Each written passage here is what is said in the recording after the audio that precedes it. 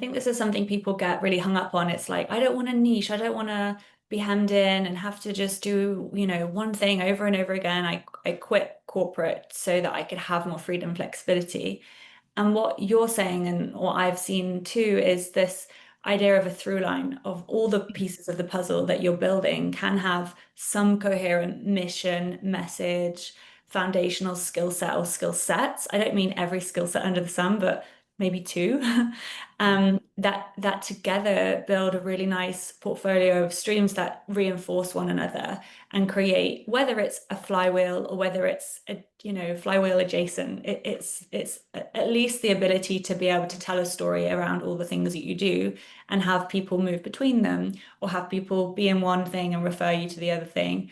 And so this is my way of sort of speaking out loud that you get to choose when you work for yourself how it looks and you get to build these different things. But I think two pitfalls maybe that people can get wrong is trying to start with everything at once, as opposed to really developing domain knowledge and depth of craft in one and then building the next, or trying to quote unquote have their cake and eat it by just doing all the things for all the different people and then there being no through line or no connection.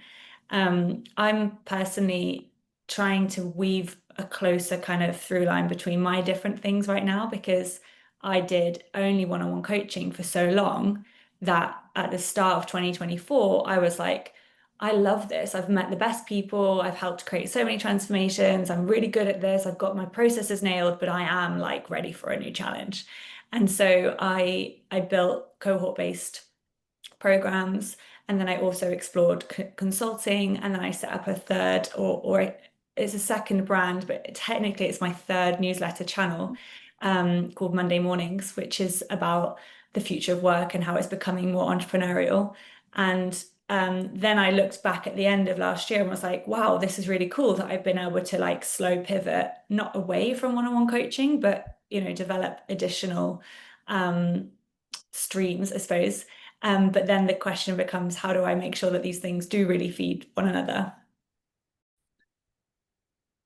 So I knew myself what I was doing, right? So I was able to tell the story and bring people on the journey with these different things and not share absolutely everything that's going on behind the scenes because you stand the risk of confusing people and you want to take them on a journey through your products and services and this ecosystem that you've built.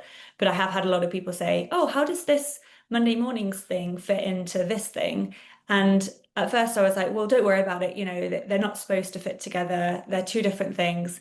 But then more and more people would be like, yeah, but they do fit together. And how are they serving you? And I'm like, oh yeah, I had this kind of different view as to what I was doing over with my journalism hat on and talking about the future of work from like a data and a research perspective.